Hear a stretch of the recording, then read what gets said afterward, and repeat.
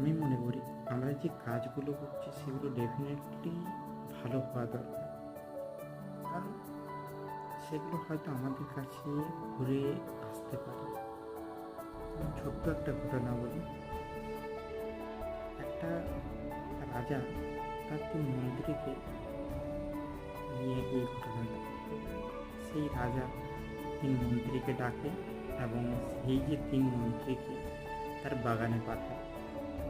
সেই বাগান থেকে বলে যে তার ব্যাগ দেয় এবং তাকে বলে এই ব্যাগ ভর্তি করে ফল নিয়ে আসতে।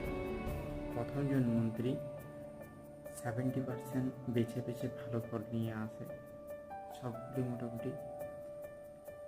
দ্বিতীয় জন অর্ধেক ভালো অর্ধেক খারাপ ফল নিয়ে চলে আসে। তৃতীয় জন সে